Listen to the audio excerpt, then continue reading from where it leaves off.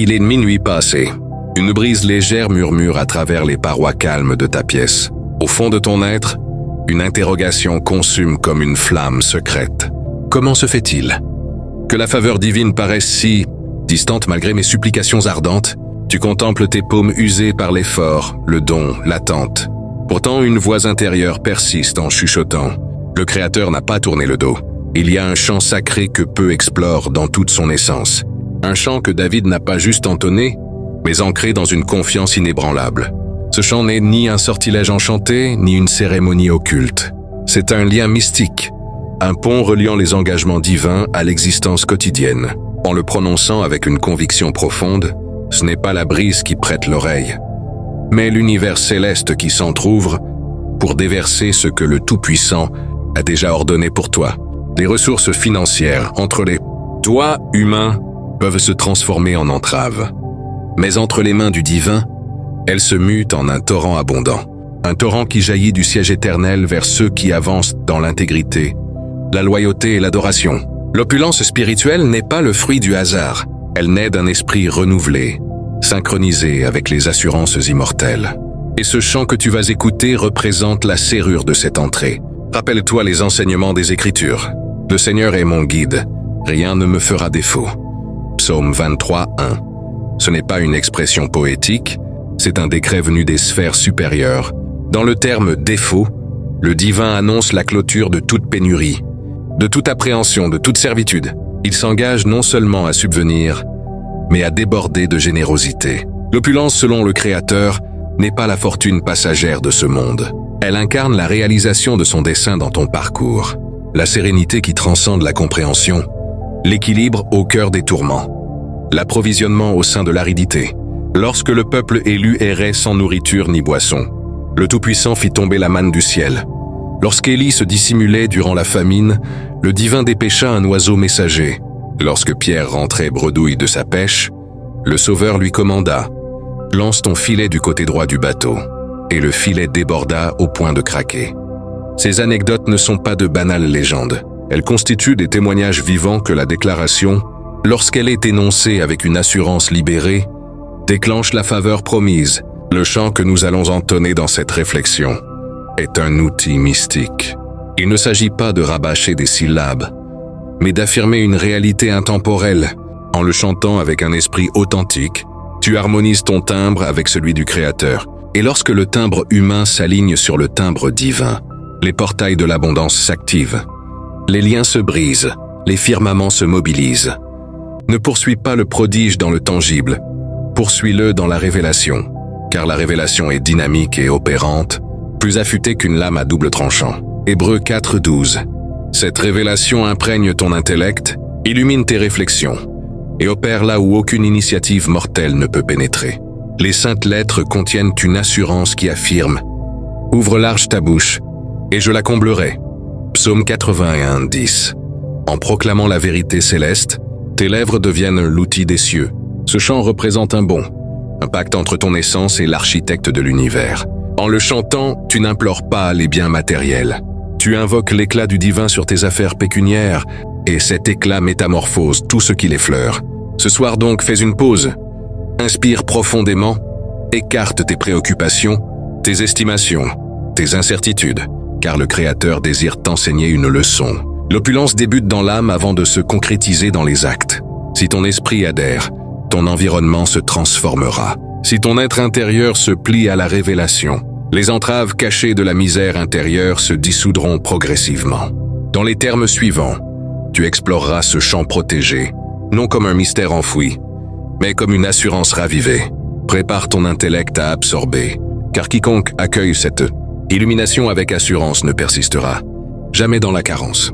L'éclat du Créateur est sur le point d'illuminer ta trajectoire, et l'aridité de ton intérieur va refleurir, car là où l'assurance s'exprime, la faveur s'abat. La faveur du divin ne s'attarde jamais. Elle surgit précisément lorsque ton esprit opte pour y adhérer. Il y a un chant que les sages d'Israël estimaient comme un joyau de sagesse. Ce chant n'assure pas la fortune selon les normes terrestres, mais la plénitude selon le divin. C'est le psaume 112, l'hymne de l'honnête, celui dont l'esprit est ancré dans le respect du Seigneur. Il débute par une affirmation vigoureuse. Béni soit l'individu qui révère l'Éternel, qui se délecte grandement de ses préceptes. Sa descendance sera influente sur la planète. La lignée des intègres sera favorisée. Psaume 112. Dès ces mots initiaux, l'Esprit Saint nous dévoile un énigma. L'opulence authentique émerge d'une base immatérielle, non physique.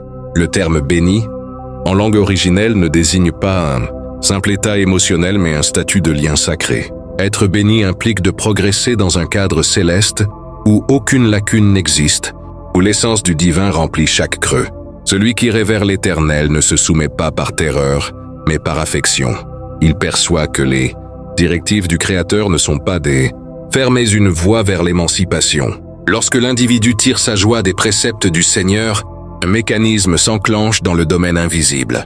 Les cieux notent son adhésion comme une plantation, et le sol réagit à cette plantation par l'expansion. Ainsi, l'opulence ne naît pas dans les gestes, mais dans l'intériorité. C'est la condition intime du fidèle qui attire la grâce extérieure, car le divin ne déverse pas ses grâces dans des âmes dépourvues d'assurance, mais dans des âmes gorgées de certitude. Observe ce que proclame le verset 3. La prospérité et l'opulence habitent son domicile, et son intégrité perdure éternellement. Ce n'est pas une assurance de faste ni de superficialité, c'est une affirmation d'autorité mystique. L'honnête ne quémande pas la faveur, il la matérialise. Son foyer n'est pas un repère d'angoisse, mais un havre de tranquillité. Les atouts qui y séjournent ne sont pas uniquement concrets. Ils englobent la quiétude, le bien-être, l'intelligence, la constance, la bienveillance. Et tout cela provient d'une unique origine, l'intégrité du divin qui dure à jamais. Le concept d'intégrité ici, tzedaka, évoque bien plus qu'une qualité éthique. Il désigne une harmonie céleste. Le Créateur honore ceux qui se synchronisent avec son projet. Cette intégrité attire l'approvisionnement car le domaine du divin est structuré. En avançant dans cette structure, tu deviens un conduit de grâce. Tes idées se raffinent, tes résolutions s'éclaircissent, et tes labeurs produisent un rendement accru. C'est pour cela que le chant affirme que l'illumination surgit dans l'obscurité pour les intègres. Et cette illumination, c'est la disclosure divine. Elle t'instruit à percevoir par-delà les nombres, par-delà les situations, par-delà la pénurie. Elle t'enseigne à fixer l'assurance avant l'issue. L'assurance anticipe la concrétisation. En déclarant la révélation, tu sèmes la semence. En persistant dans l'exaltation, tu irrigues cette semence. Et en progressant dans la pureté, tu fertilises le terrain pour la récolte. Le verset 5 énonce « Béni soit l'individu qui pratique la compassion et qui accorde ». Le mystère de l'opulence selon le Créateur réside ici. La libéralité. Celui qui offre n'appauvrit pas son essence. Il déverrouille l'accès au flux céleste. Car le divin octroie plus à celui qui maîtrise le partage. Ce n'est pas le volume octroyé qui attire la grâce, mais l'esprit avec lequel tu octroies. Durant les périodes où tout paraît absent, l'honnête se remémore la révélation. Il ne redoutera pas les annonces néfastes. Son esprit est stable, sûr en l'Éternel. Psaume 112, 7, voilà l'assurance véritable. Elle n'attend pas la garantie pour adhérer. Elle adhère et la garantie survient par la suite. L'opulence divine n'est pas une assurance vulnérable. C'est un serment perpétuel entre le divin et ceux qui avancent dans son éclat. Ce chant se conclut de cette manière. L'impie l'observe et s'indigne. Il serre les dents et s'épuise. Les aspirations des impies s'évanouissent. Le sens est limpide. L'opulence de l'honnête ne repose pas sur le monde. Elle émane d'un autre domaine. Un domaine où la loyauté est la devise, où l'assurance est le sésame, et où la révélation est l'accord. En chantant ce psaume avec persuasion, tu ne formules pas une supplication banale. Tu scelles un pacte céleste.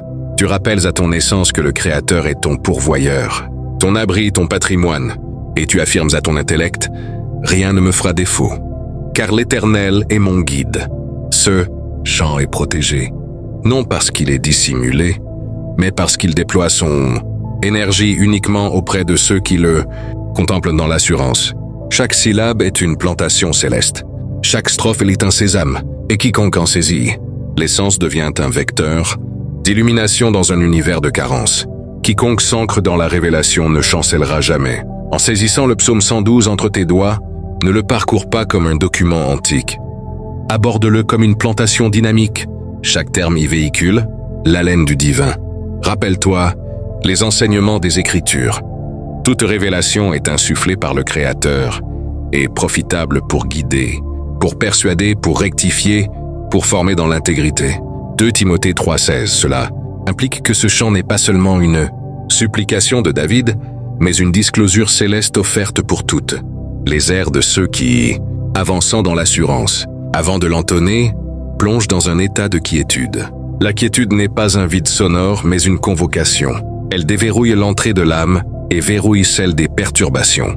Clôt les paupières, inspire, et remémore-toi ton identité, un descendant du divin, successeur de ses assurances. Dans cet instant, tu ne vises pas à persuader le Créateur de te gratifier. Tu vises à te souvenir que la grâce existe déjà en lui et que ton assurance est le sésame qui la libère. David déclarait « J'ai préservé ta révélation enfouie dans mon intérieur pour ne pas faillir envers toi. » Psaume 119:11, c'est précisément ainsi que le psaume 112 opère. Il n'est pas conçu pour être entonné machinalement, mais pour être conservé dans l'âme. En le chantant, chaque strophe devient une affirmation de lien sacré. Et ce lien n'a pas de terme car il s'appuie sur la loyauté immortelle du divin, débute par la phrase inaugurale. Béni soit l'individu qui révère l'Éternel. Prononce-le posément avec dessein. Laisse ce terme béni infiltrer ton être. Saisis que cette bénédiction n'est pas subordonnée au contexte. C'est l'allégresse intime de celui qui sait que le divin subviendra. Puis poursuit. Sa descendance sera influente sur la planète. Cela signifie que ce que tu endures présentement, tes progénitures en cueilleront les bénéfices. Ta loyauté devient leur legs. Ton adhésion devient leur bouclier. Lorsque tu atteins le verset, la prospérité et l'opulence habitent son domicile. N'y discerne pas un simple accroissement concret. Discerne l'assurance d'un foyer saturé par l'essence du divin. Là où son essence réside, la misère ne peut s'établir. Là où son éclat rayonne, les ombres doivent s'effacer. Et là où sa révélation est affirmée, l'approvisionnement suit invariablement. Le sésame n'est pas d'entonner rapidement, mais d'entonner avec profondeur. Chaque terme doit être assimilé, chaque expression contemplée, chaque assurance adoptée. C'est ainsi que l'assurance transmue la révélation en énergie.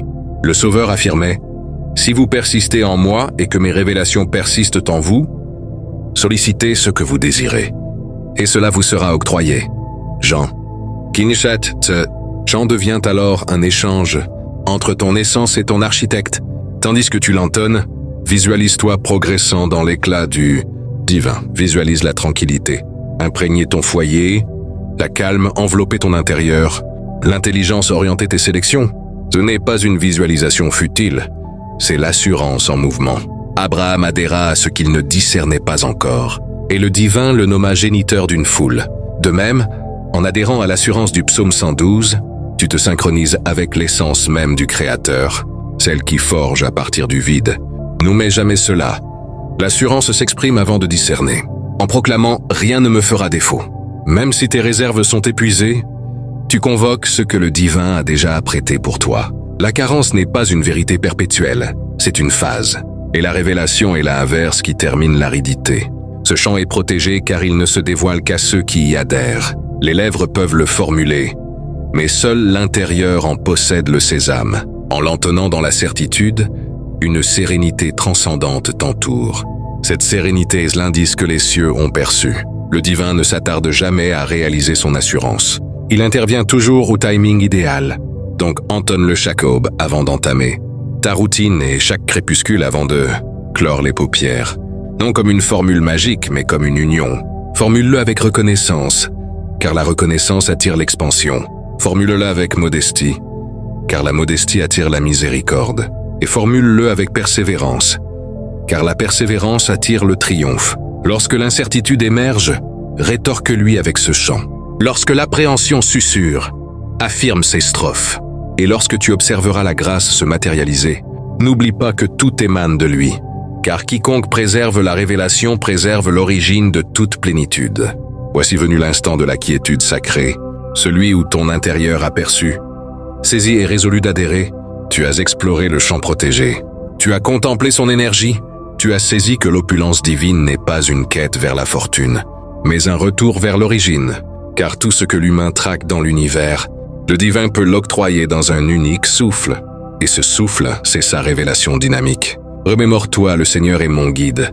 Rien ne me fera défaut. Psaume 23:1. Ce n'est pas une assurance pour l'avenir, c'est une réalité pour l'instant. Si ton intérieur est synchronisé avec son projet, la grâce poursuivra ton adhésion.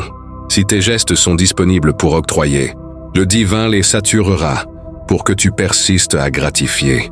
L'opulence du fidèle n'est pas une acquisition, mais une vocation. Être un vecteur de miséricorde, un témoin de la loyauté céleste. Le Créateur t'invite à avancer avec lui, non dans la crainte de la pénurie, mais dans la conviction de son approvisionnement. Car le domaine des cieux n'est pas contraint par les systèmes économiques humains. Il se concrétise dans l'assurance de ceux qui croient que rien n'est infaisable pour le divin. C'est Pourquoi le Sauveur déclarait « Poursuivez d'abord le domaine du divin et son intégrité, et tout le surplus vous sera accordé. » Matthieu 6,33. Le chant que tu as entonné n'est pas achevé. Il persiste à exister dans tes lèvres, dans tes réflexions, dans ton foyer, chaque fois que tu l'affirmes. Tu réactives les firmaments au-dessus de ton existence. Chaque terme énoncé avec assurance devient une plantation d'éclat qui attire la bienveillance, et cet éclat, nul ne peut l'étouffer. Donc à présent, ne confine pas cette disclosure comme un mystère intime. Fais-en un mode d'existence. Initie chaque aube dans la reconnaissance, clôture chaque crépuscule dans la tranquillité. Lorsque le monde évoque des turbulences, toi évoque des assurances. Lorsque autrui discerne l'aridité, toi la fontaine, car tu n'es plus piloté par la carence mais par la révélation. Et la révélation suffit à métamorphoser toute entité. Que cette réalité imprègne ton intérieur. Le divin ne souhaite pas que tu endures, il souhaite que tu irradies. Il désire que ton parcours devienne une preuve tangible de sa générosité. Et plus tu le magnifies dans tes atouts, dans tes labeurs, dans tes options, plus il amplifiera les conduits de grâce environnants. Approche-toi de lui quotidiennement dans la supplication avec modestie et certitude. Dialogue avec lui comme avec un géniteur vigilant, non comme avec un arbitre sanctionneur. Il discerne tes exigences avant que tu les exposes, mais il se délecte lorsque tu les lui remets avec assurance. C'est dans cet échange privé que germe l'opulence authentique, celle de l'essence, de l'intérieur et de l'existence. Donc élève ton regard vers les firmaments et affirme « Seigneur, j'adhère à ta révélation. Je résous d'avancer dans l'éclat de ton assurance. Rien ne me fera défaut, car toi seul es mon origine et mon rempart. » Et tandis que tu affirmes cela, remémore-toi, les termes d'assurance ne s'égarent jamais. Ils s'élèvent comme une fragrance devant le divin et en échange sa grâce descend comme la brume matinale. L'opulence selon le Créateur n'est pas une illusion. C'est un lien sacré. Et ce lien, rien ni quiconque ne peut le rompre. Il est immortel, parce qu'il s'appuie sur la loyauté de celui qui demeure immuable. Que ton existence devienne le miroir de son éclat et que ton foyer soit saturé de tranquillité, d'intelligence et de plénitude. Car quiconque existe selon la révélation existe déjà dans la grâce, avance dans l'assurance, s'exprime avec conviction, réside dans l'éclat, car l'Éternel est ton guide et tu ne manqueras jamais de rien. Pour approfondir cette vérité, considérons comment ce psaume s'entrelace avec d'autres passages des Écritures, renforçant son message d'abondance spirituelle et matérielle. Pense à la parabole du semeur dans Matthieu 13, où la semence de la parole tombe sur différents sols, et seul le bon sol produit une récolte abondante. De même, lorsque tu médites sur le psaume 112, ton cœur devient ce sol fertile, prêt à recevoir et à multiplier les bénédictions.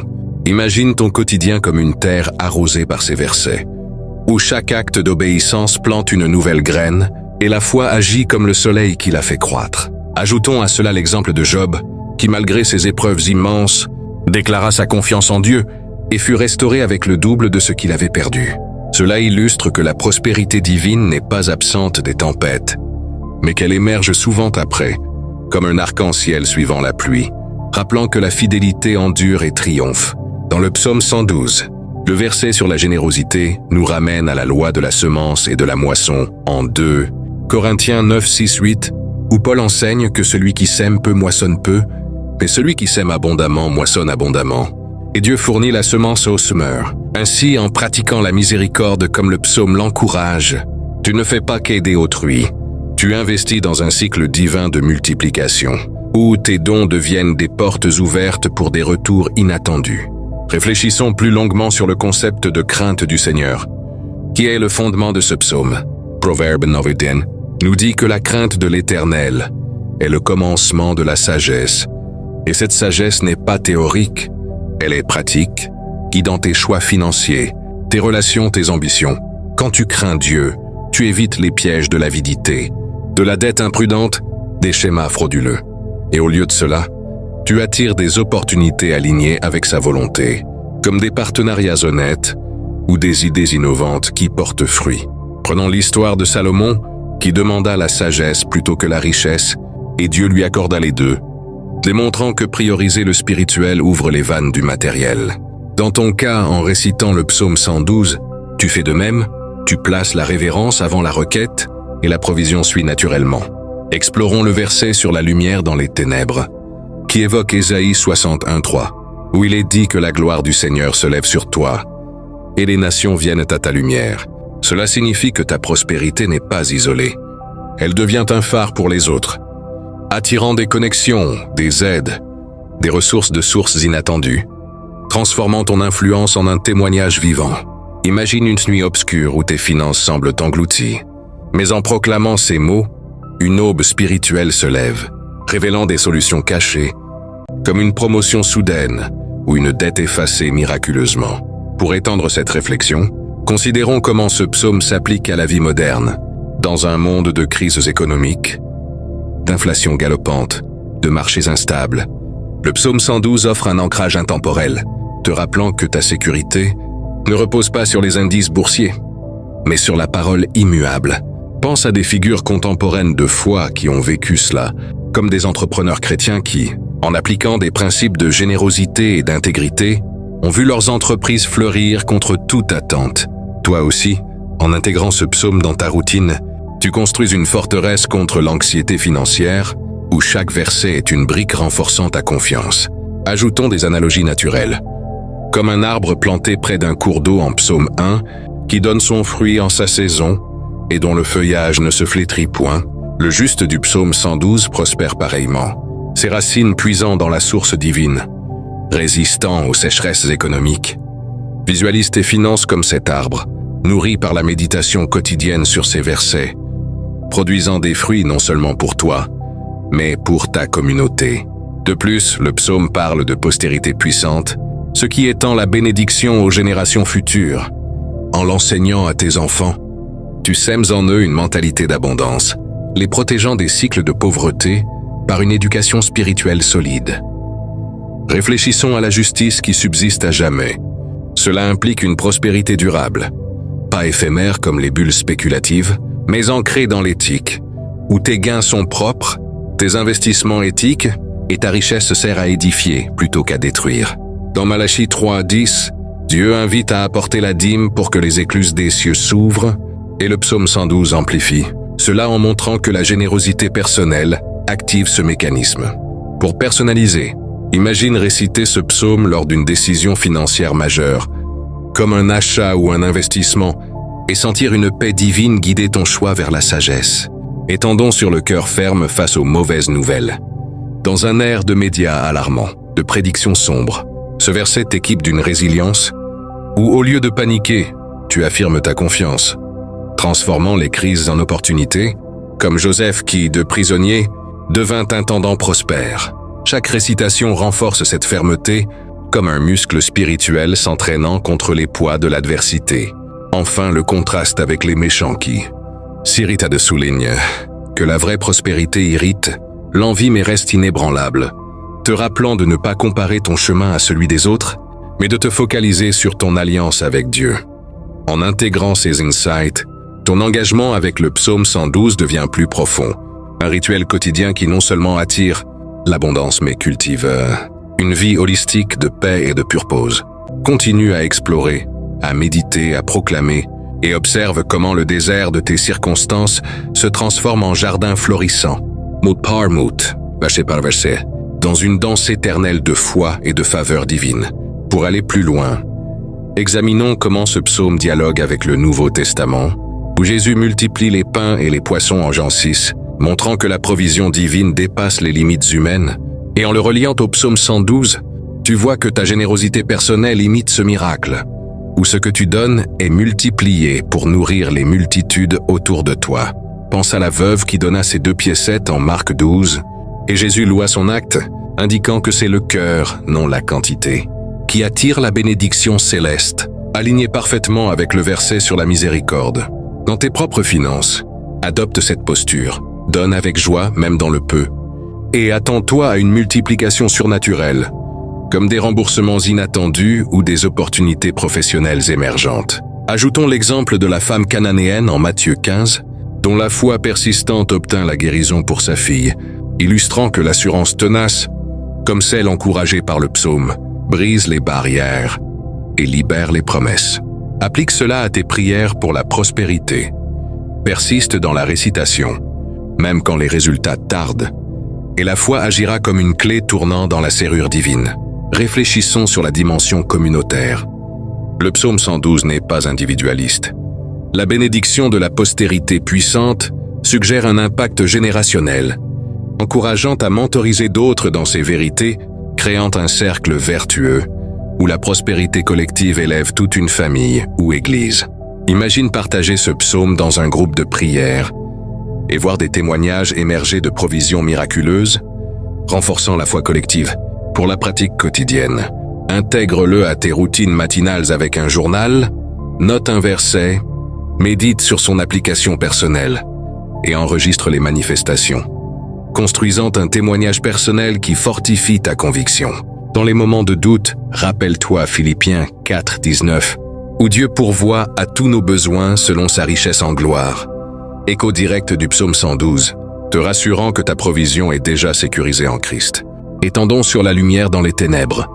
Cela évoque aussi 2 Corinthiens 4:6, où Dieu fait briller la lumière dans nos cœurs, et en le reliant, tu comprends que la prospérité commence par une illumination intérieure, changeant ta perspective du manque à l'abondance, te permettant de voir des opportunités où d'autres voient des obstacles.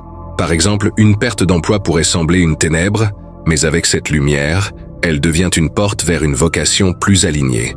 Pour originaliser davantage, considérons des analogies modernes. Comme un investisseur qui diversifie son portfolio pour minimiser les risques, le psaume 112 t'encourage à diversifier ta foi portfolio avec révérence, générosité et intégrité, assurant une croissance stable face aux fluctuations du marché.